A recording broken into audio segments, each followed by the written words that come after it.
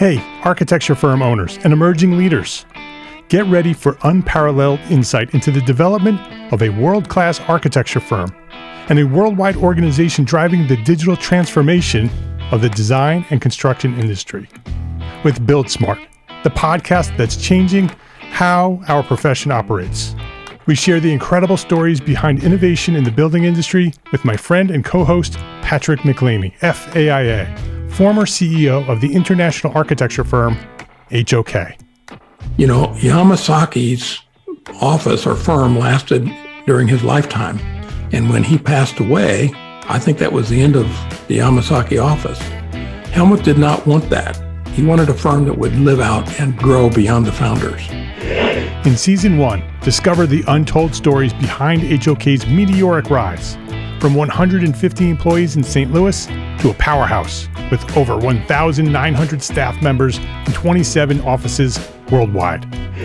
You know, they weren't as polite as the Kojima people. That was just boom. And anytime you have a creditor, whether it's Kojima or the bank, that wants their money, unless you can raise money someplace else, you are out of business. Bankrupt. And hold on tight for Season 2, where Patrick takes us on a new adventure as chairman of Building Smart International, shaping the future of digital transformation in the design, construction, and operation of built assets. Ian Howell, Ken Harold, and I, Ken was my technical representative from HOK. The three of us took a tour of Europe of 5 cities in 5 days. Very busy time. Simply follow the link in the show notes to subscribe to Build Smart now and uncover lessons that will transform you and your architecture firm.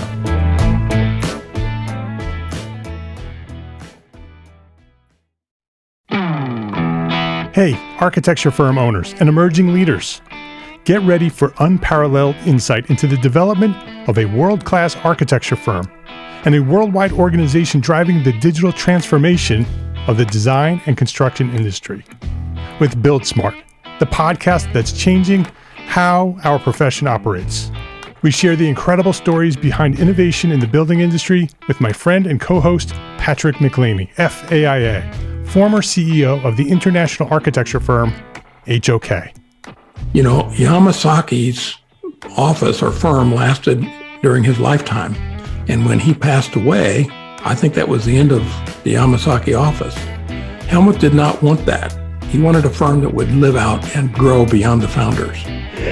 In Season 1, discover the untold stories behind HOK's meteoric rise, from 150 employees in St. Louis to a powerhouse with over 1,900 staff members and 27 offices worldwide.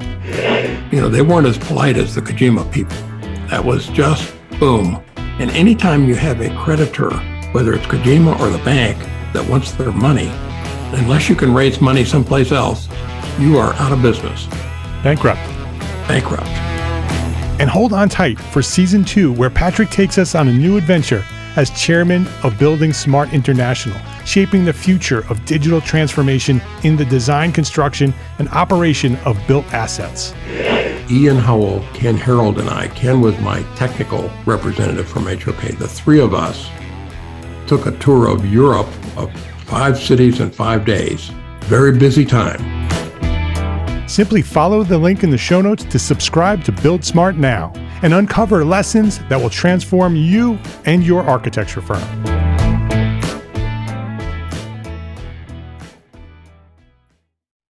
Join us live in New York City on June 20th, 2018 for EntreArchitect Live, an interactive small group workshop designed exclusively for you, the small firm entrepreneur architect. Learn more at EntreArchitect.com/New York.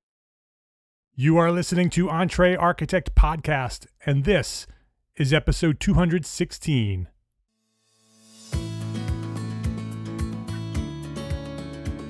Welcome back to EntreArchitect Podcast. My name is Mark R. LePage, and this is the podcast dedicated to a successful life as a small firm entrepreneur architect. Whether you have plans to someday start your own firm, you're in the process of launching a startup, or you may be an experienced small firm architect just like me, just trying to make a difference. this podcast is for you. My goal is to inspire you to build a better business so that you may pursue your purpose with passion and live the life of your dreams. So much of our success and failure as entrepreneur architects is determined by our mindset. It's all in our head. What's keeping us from growing? How do we properly set boundaries around our firms and our families? How do we make that work? What about the importance of visions and planning our lives? How about the seasons and how the seasons of our lives determine a timeline for our success? I love this conversation. We've talked about all of these things and much more. As a small firm entrepreneur architect, this is one episode that you do not want to miss. This week at EntreArchitect Podcast, The Psychology of Success with entrepreneur psychotherapist Joyce Marter. This episode of EntreArchitect Podcast is supported by our platform sponsors, ARCAT, the online resource delivering quality building material information, CAD details, BIM, specifications, and much more at arcat.com, and FreshBooks, the cloud-based accounting software that makes running your small firm easy, fast, and secure. Spend less time on accounting and more time doing the work that you love. Joyce Marter, welcome to EntreArchitect Podcast. Glad to be here. Thank you so much for having me. It's great having you here. You just recently did a webinar for Charette Venture Group, our friends over there at Charette Venture Group, about the psychology of success. This is a subject that I am passionate about. I love this subject. I loved your presentation. So I had to get you here to talk about the psychology of success for small firm architects and get into this because I love having this conversation. So thank you for being here. Thank you so much for having me. I'm glad you enjoyed that webinar. That was a lot of fun.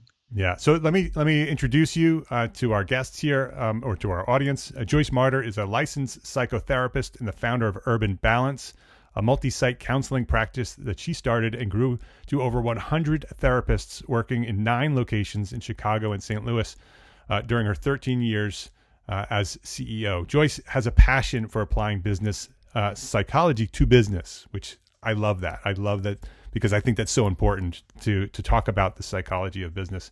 And she's a public speaker and a corporate trainer. She's been featured as a psychological expert in the media on such outlets as Wall Street Journal, U.S. News and World Report, CNN, MTV. She's been everywhere. So we have a pro here. So this will be exciting to have this conversation. But before we get into all of that, I want to know. This is always the most interesting to me. I love hearing the origin stories of architects, but I love it even more to hear about people who are non-architects. Where did you discover your passion for what you do today and find that journey? Talk about the journey from discovering your passion and to where you are today. Absolutely. So I'm a Buckeye.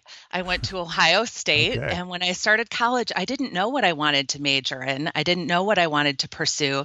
And they had a great program that encouraged students to study what they were most interested in, learning more about.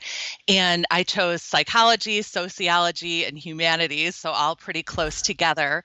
But I quickly learned that I loved psychology and I loved learning about people's thinking and their emotions and their relationships and how we're shaped and molded by our earlier life experiences. And we often recreate those in our personal lives.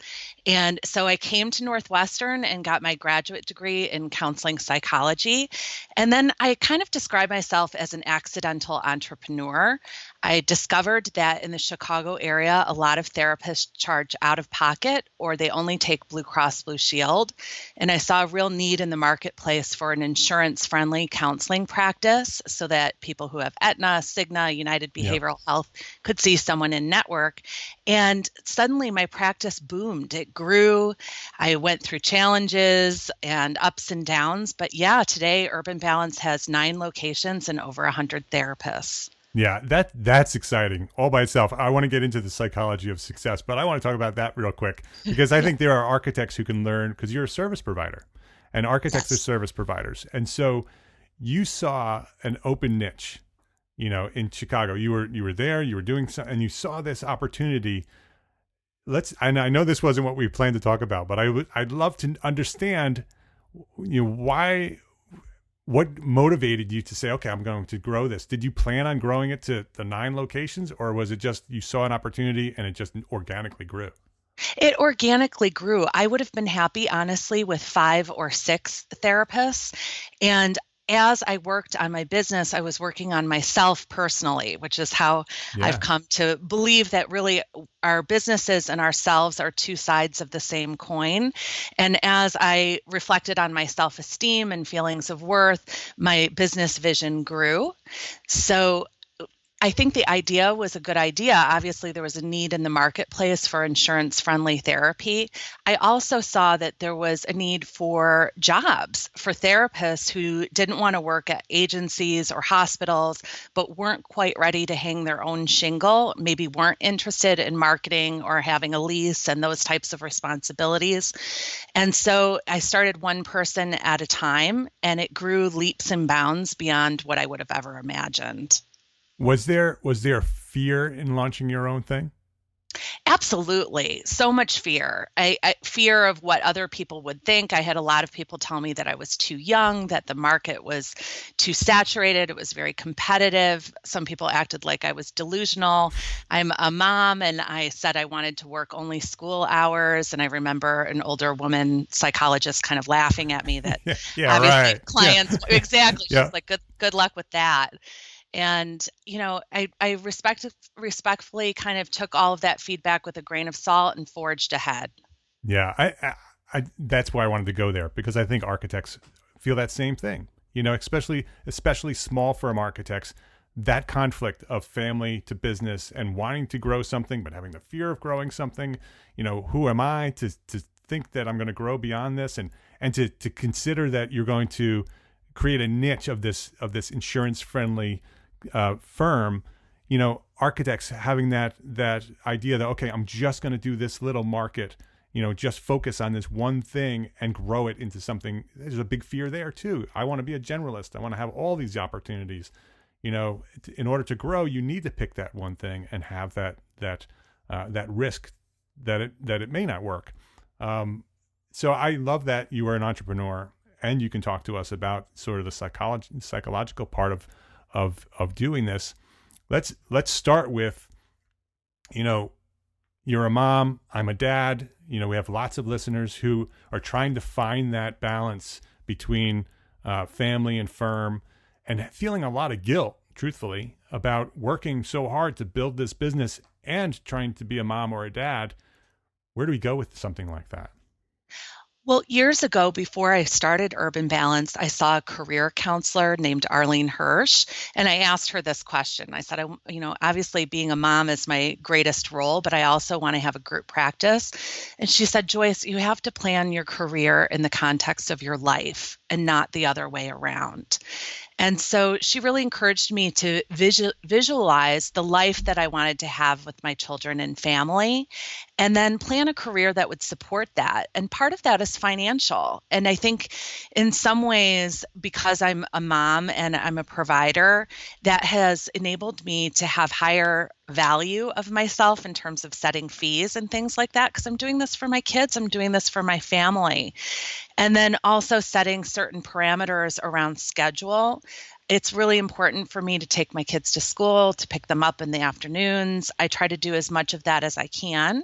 And so I set boundaries. I literally scheduled therapists in my office during the evenings and the weekends so that I couldn't see clients myself to really reinforce those types of boundaries. Self-care is really important. Sometimes we think it takes us away from our work, but it actually rejuvenates us and allows us to think more clearly and be more productive and more joyous in our work. Yeah. And that's the beauty of being an entrepreneur architect or an entrepreneur therapist, is that it's your business. You Yes. design it, you create it. It can be whatever you want. When that more experienced therapist came to you and laughed at you when you said you were going to build your career around your family, yeah, you're going to build your career around, and there's going to be sacrifices when you do Yes. that, right? It's not going to be the traditional firm that everybody else has. There's going to be some sacrifice in that. You're not going to be able to work as long as you expected. You're not going to have the level of success that you potentially could if you put everything into that firm and completely neglected your family. But you'll find that balance of successful business, happy family. Absolutely. And I found actually that because I prioritize my family, it's helped me delegate in my business because I can't do everything and I can't be do everyone to everyone. So I've had to find great associates with whom to partner. I've developed a great leadership team, and delegation has been a huge part of Urban Balance's growth and success. So really finding key people, really supporting them in their roles within the organization and being able to let go. I think that's a huge part of growth. I've seen business owners who feel the need to control and do everything themselves. And there's only so much you can do in 1 week. But if you have several people working on your team, the potential is far greater. Yeah. And you mentioned that it started with visioning. You write down what you want your life to look like. Can you talk about that a little bit? Sort of the first step, if we're talking to architects and they're crazy, they're trying to do family and firm, they're growing everything, and I'm going to sit down. Okay, I'm going to plan out my life, plan out what this looks like. I'm going to start with a vision. How do we do that? Well, I often think about schedule. So how many weeks a year would you like to take off for vacations and things like that? What would you like your work week to look like? How many hours is your prime target that you want to work? When would those hours be? Which of those would be from home, that type of thing. When do you want to be available to your family? What things are really important to you? It might be your kids' sporting events. It might be date night with your partner. It might be, family reunion every 4th of July or every holiday season. And those things are things that you're going to put real boundaries around. And those are non-negotiables, that those are times that you're not going to work or be available. And I think also imagining financially, what you want to make and aiming high, I think is really important. I really believe in the psychology of money. So visualizing that. Earlier, you were talking about kind of the business vision and kind of being general. And I found with Urban Balance, when I first started out, I did have a general business plan of looking at lots of different things that I was interested in doing, group counseling, presentations, other EAP work and things. And the universe kind of supported this insurance-friendly counseling. Yeah. So I kind of dropped off on those other things and focused on what was being supported. So it will take shape both at home and at work in terms of what's going well. But a big theme is identifying your values and your vision. Yeah. And by doing that visioning process, all of those opportunities, all those possibilities are presented, right? You write them all down and you say, okay, I can do all of this. And then we'll see which one sort of rises to the top. And then I can focus on that one thing and grow it into one big thing. Let's take a quick break to say thank you to our platform sponsors here at EntreArchitect, ARCAT, and FreshBooks. For years, when I needed information on manufacturers' products, I headed straight to the internet, straight to google.com. And then I sifted through the hundreds of results, maybe thousands of results, to find the one or two that might be the link that I'm looking for. And more often than not, it wasn't. It wasn't what I was looking for, or it was outdated, or it didn't meet my requirements. So what do? I go back to the search engine and I start all over again. And this could take all afternoon to find the 1 or 2 or 3 products that I'm looking for. Does this sound familiar? Do you do this? There is a better way. Our friends at ARCAT. ARCAT.com, ARCAT. Find what you're looking for in seconds. Building product information, BIM, CAD, custom specifications using their exclusive tool, SpecWizard, and keep it all online right there in one place using their cloud-based project organization tool, Charette. Here's an idea. Make ARCAT a part of your efficient project workflow. Use it on every project. Just type in EntreArchitect.com/ARCAT. That's EntreArchitect.com/ARCAT. Type that into your internet browser and add it to your favorites. And then on every project, use ARCAT. Just click that link. You'll go straight to ARCAT and you'll find everything that you're looking for in seconds. Find what you need fast and make more money on every project. EntreArchitect.com/ARCAT. FreshBooks makes it simple to send invoices, post your expenses automatically, track your time for your whole team by project, and get organized with reports, communication, and notifications. And getting started with FreshBooks, this is so ridiculously easy. Most people send their first invoice seconds after starting their free trial. It's a click of a button. The same goes for tracking time, managing expenses, collaborating with contractors, and viewing financial reports. It's simple, fast, easy, life-changing. And if you need help at any time, free award-winning customer service is a phone call or an email away. I've used it. It works. And if you ever have second thoughts, don't worry. On top of their free trial for EntreArchitect listeners, you get a free 30-day money-back guarantee, so you don't ever have to worry about choosing FreshBooks. So give it a try. It's free for 30 days. Just visit EntreArchitect.com/FreshBooks and then let them know that we sent you by sharing EntreArchitect in the How Did You Hear About Us section. That's EntreArchitect.com/FreshBooks to access your free unlimited 30-day trial. So ARCAT and FreshBooks, please visit our platform sponsors today and thank them for supporting you, the EntreArchitect community.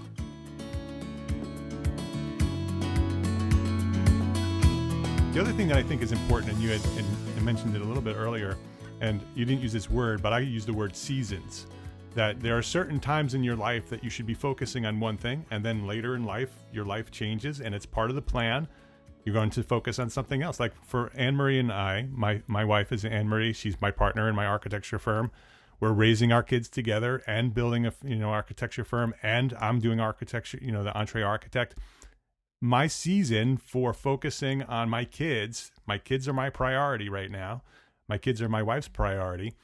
The things that I want to ultimately achieve are going to have to wait. They're going to happen in another season. And, my kids are going to grow up. They're going to go off to college, and then I'm going to continue doing what I'm doing at another level, at a different place. And I think it's important that in that plan that you're talking about, that we think about that, some things are going to happen now and some things are going to strategically happen later. Yes, absolutely. From a psychology perspective, you're talking about where you're at in your development, in your lifetime, your phase of your life. And you're absolutely correct that impacts where your energy is and your time availability for your career. And I often think about growth with career kind of happening in stages or steps. And sometimes there's a push for growth or a new initiative. And then I kind of plateau on purpose, intentionally, to kind of recover. And then when life supports another opportunity for growth, then you put that energy in again and then need a recovery period. So it's a bit like stairs, if you will. Yeah.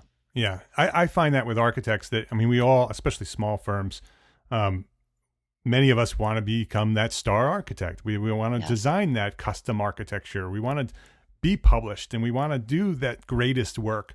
But we can't always put the time and effort into our firms and our designs to get to that point. And so, that's the important piece of sort of accepting that that's going to wait until a certain other time, that you're going to take those steps to get to that level of architecture and design at another time. I love your positivity, Mark. And before we were recording, I remember you saying you love everything, you want to do everything. And I hear that as you're talking about this. And that's one way of being that's very positive. And sometimes people have kind of the opposite. They're more negative or fear-based and talk themselves out of doing things. I love hearing you say, I could do anything. I could do all these things. And then some things may or may not be supported. My best friend calls that psychotic optimism. She accuses me of it all the time. And I think many entrepreneurs have psychotic optimism. And it's a willingness to put ourselves out there and take risks that sometimes other people aren't willing or able to do. And it certainly takes some resiliency, because success is a wonderful thing, but in order to achieve success, there's inevitably some failure and some obstacles. And I started off asking you about starting your firm, whether you had fear, because I think a lot of small firms, architects, have a lot of fear. Like, they're really in their heads, that there's these opportunities in front of them, and their firm is, all they have to do is focus on their firm, but there's something in their head that holds them back, or they just feel that they're not qualified or they're not worthy of getting to that next step. How do you do that? How do you deal with that? How do you deal with the negative talk and the stuff that's in your head that's sort of getting in your way from taking that next step forward? Well, I love the work of Eckhart Tolle. He wrote The Power of Now and A New Earth. And he says, whenever you feel either inferior or superior to someone else, that's your ego. So even when we're feeling inferior, all that negative, neurotic mind chatter is our ego. And in order to move past that, we have to detach from our ego. And the best way to do that is to be present in the present moment. And you can do that through mindfulness practices, such as meditation and deep breathing, where basically you develop the skill to observe your thoughts, rather than taking them verbatim and believing everything that your inner critic is saying. You can observe them and say, okay, I'm in a negative space right now, and this is what's going on for me. And maybe this is a voice from the past, or maybe this is the voice of some fear that I'm experiencing, but it's not necessarily real. And so learning how to zoom back and detach and observe that from a greater perspective is really, really important. So I definitely recommend meditation to kind of reboot and get in a grounded and clear space. And becoming aware of your self-talk. In cognitive behavioral therapy, we really believe that our thoughts precede our emotions and our behaviors. So if your thinking is negative, that I really believe in the power of self-fulfilling prophecy. Then that's the direction you're going to go. I often ask clients, if they say to me that they're putting in for a promotion or some other opportunity, I'll ask them, well, do you think you're going to get it? And if they say, gosh, I don't know, there's a lot of competition, then I'll say, you know what, you probably won't then. You have to believe in yourself to be able to sell yourself to someone else. So it's really important for us to detach from fear. You asked if I went through that personally. Absolutely. I had a lot of fear of kind of ego-related stuff, like you were saying, like people would be like, who does she think she is? That type of thing. Kind of social anxiety in a way of what other people would think. And then also fear of financial stress, fear of taking on business loans to grow the business. I had tremendous financial anxiety, and that was something that I really had to work on to be able to develop the risk tolerance.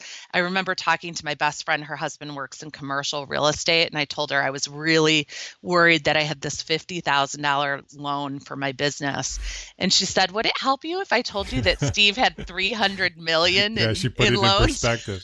Yeah, it was very helpful, very helpful. But in order for him to achieve that level of work, you have to be able to detach from it a little bit, to unplug from it and just trust that things are going to work out. It's going to be okay.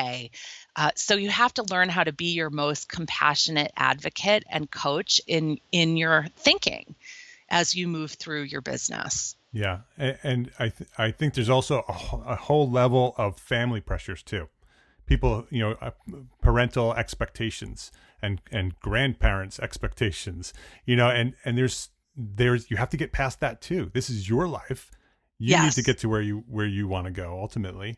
And what you're saying is that, because I hear everybody sort of listening to this and saying, well, how do I do that? And so your answer is mindfulness. Your answer is to learn how to understand what you're thinking, why you're thinking it, how to step back from it and detach yourself from it, so you can recognize whether it's real or not, whether it's something that's actually happening and actually causing you to get to a certain point or not get to a certain point, or is it just negative talk that's in your head?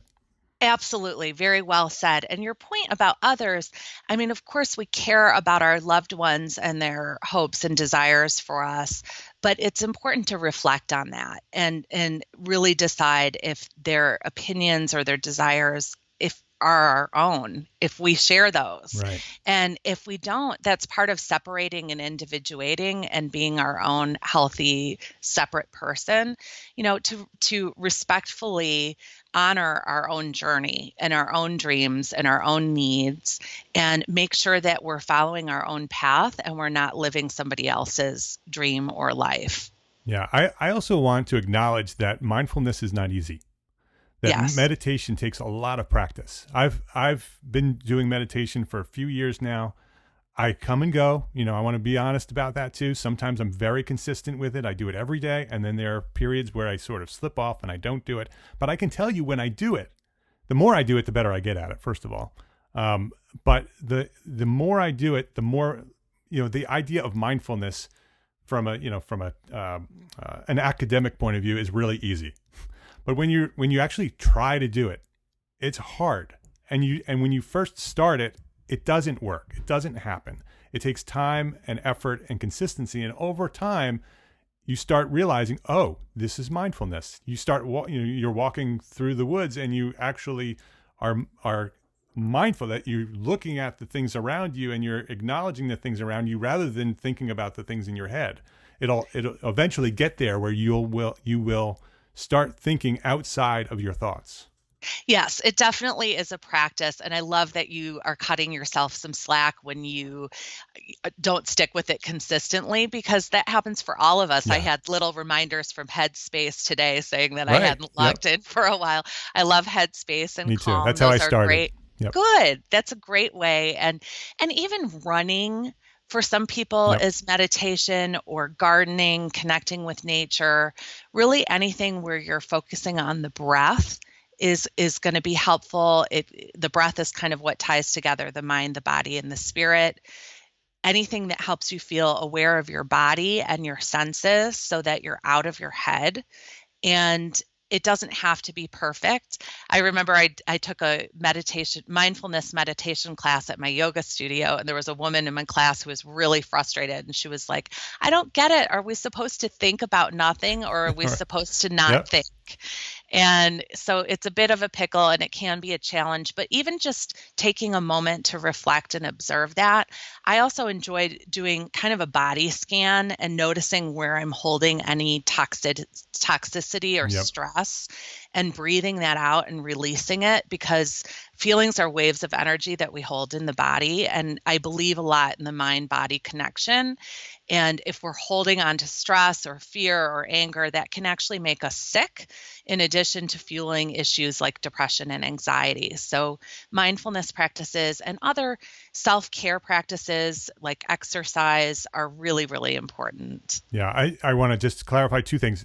A body scan is when you're in sort of a meditation and you're actually thinking about, from your head all the way down to your toes, you're actually acknowledging each piece of your body and how it feels. You're not trying to change it. You're just acknowledging what you're feeling. You're being aware of it. You're being mindful of the stress, of where that stress happens within your body.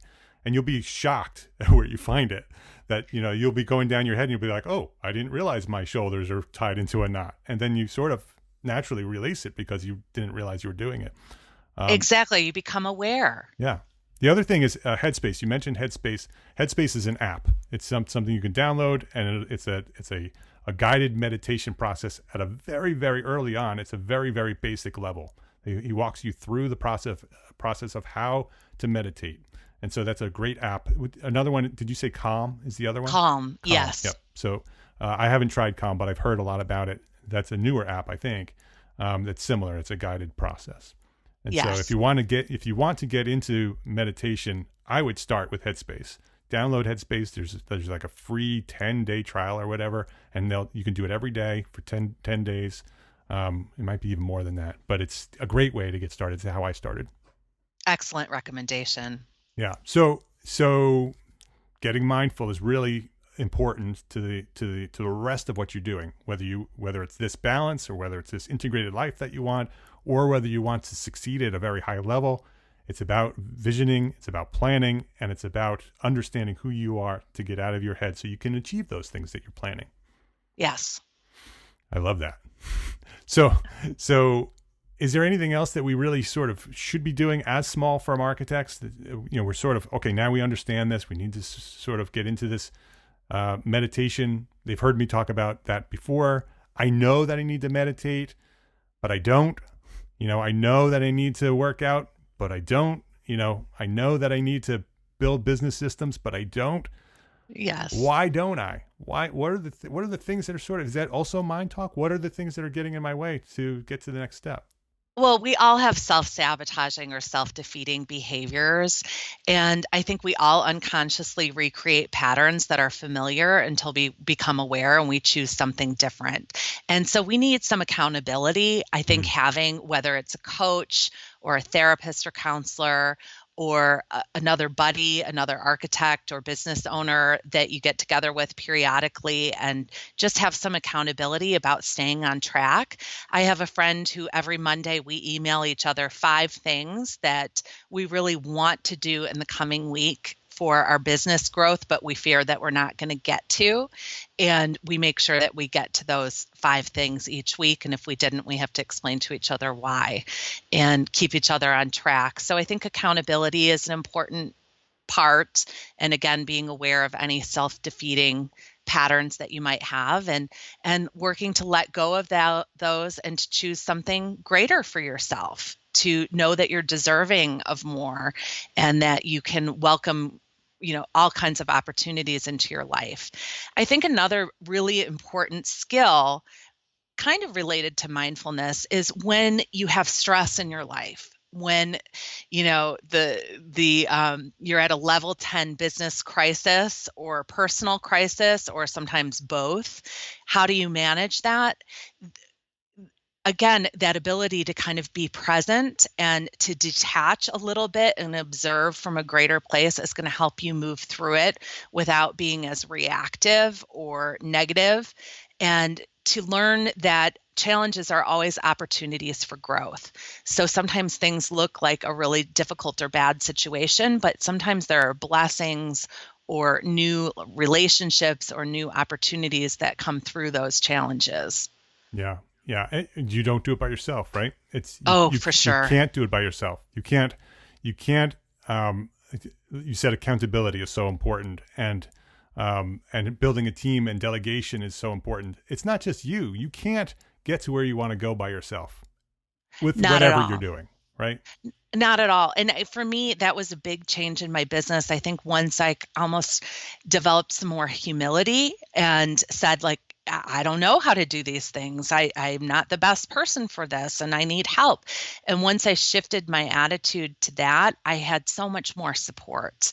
And then I really felt this shift where all of a sudden, instead of me holding up my business, I felt that there were many, many other people who were part of the system and that it was going to succeed regardless, in spite of myself sometimes. So that was a great feeling to get to that point. Yeah. Yeah. It is a great feeling. And sometimes you don't realize until you do it. You don't realize until you do the accountability or you do delegate something that the muscles that you feel when you do your body scan actually release, because you've just created a path that you can grow, because you've just let something go so you can focus on other things. That's why I built EntreArchitect Academy and the mastermind groups, for exactly that reason, for small firms to be able to get together and have that opportunity to have a weekly accountability session. That's what those sessions are for. And I created a Facebook group, the EntreArchitect community, which has 2,500 members in it now. It blows my mind. That's awesome. And every day, that's what's happening in there. They're holding each other accountable. They're helping one another grow. They're encouraging one another and supporting one another. I love it. Well, and I love your use of the term growth. And it's not just about business Yeah. or money, but also kind of within yourself, your own personal growth and living a greater version of your life. So that to me I find that intellectually and emotionally rewarding to continue to grow and learn and develop. And so I love that you've created this community for that. Yeah. Yeah. I could talk about this forever, but we're coming up on the end of the show here. So maybe we'll come back and talk about some more of this some other time. Thank you very much, Joyce, for coming here and helping me understand, because you've definitely helped me sort of understand some of the things that I'm doing and how I can grow. I'm hoping that you've inspired some of our listeners to maybe even just download Headspace and try that and see what happens when you do that. See what happens with the rest of your life when you can become a little bit more mindful about what's going on in your head, and then take the other steps of visioning and planning and growing and doing the things that you want to do. Thank you very much for coming and sharing that. My pleasure. Thank you so much for having me. Before we wrap up, I want to ask that one question that I ask everybody.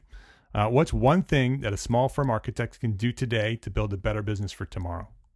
Practice gratitude. Keep a gratitude journal, and every day write down 3 things that you're grateful for. It teaches you to focus on the positive, and when you're positive, you'll attract more positivity and success into your life. I love that. On the internet, your website is urbanbalance.com. That's the practice. Joyce-Marter, it's Marter. So Joyce-Marter.com is your website. Fantastic website. It has pretty much everything that Joyce is doing, and she's doing a lot. She blogs, and she's all over social media. Joyce Marter on Twitter. So it's Joyce_Marter on Twitter. Instagram is Joyce.Marter. Just search her up. You'll find her. Joyce, thank you very much for coming here, joining us, sharing your knowledge at the EntreArchitect podcast. Thank you so much for having me, Mark. My pleasure.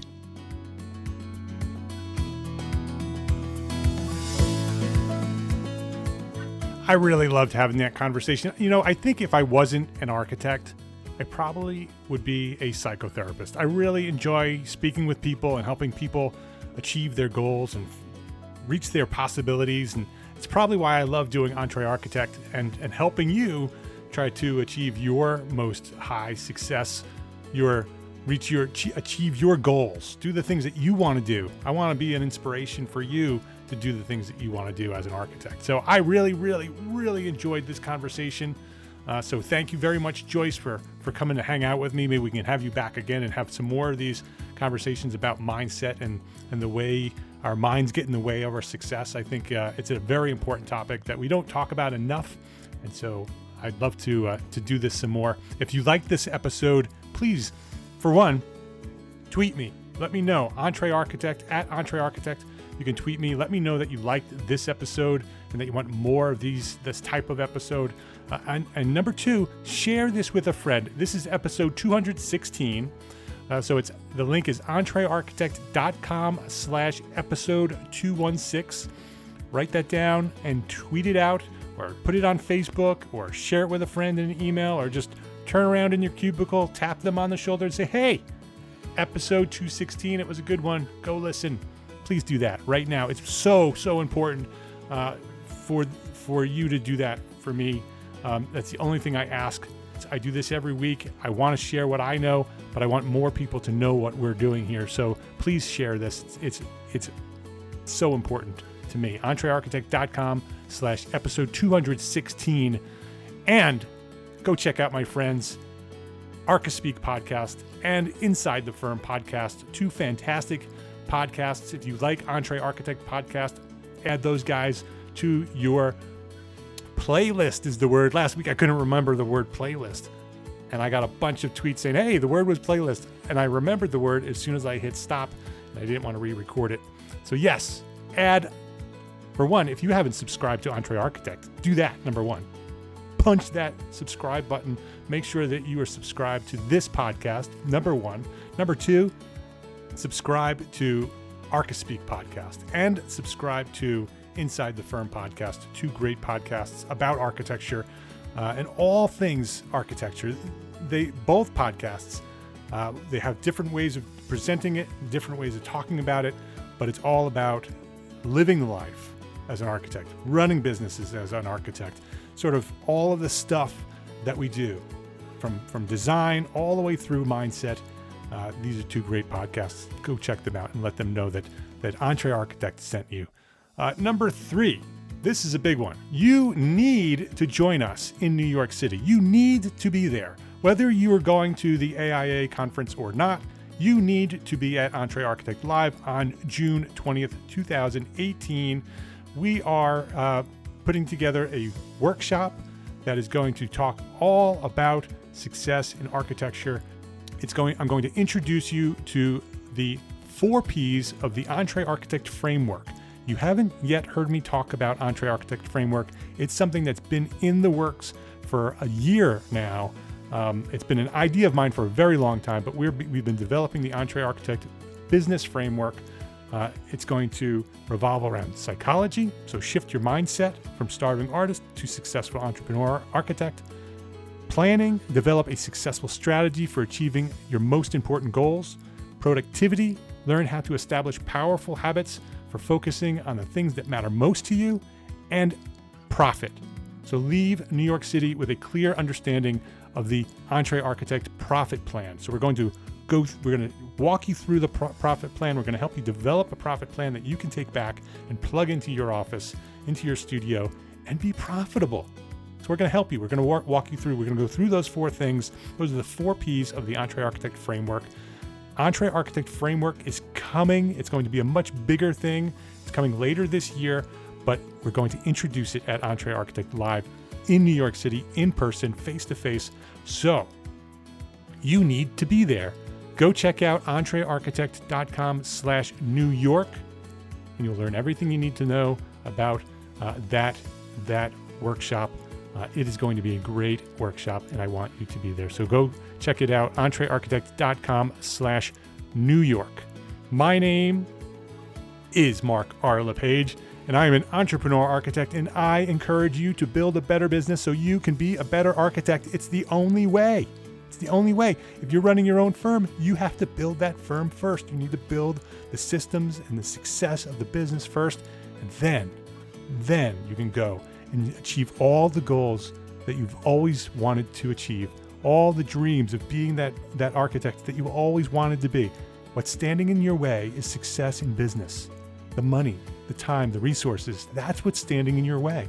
So build a better business so you can be a better architect. Love, learn, share what you know. Thank you for listening, and have a great week.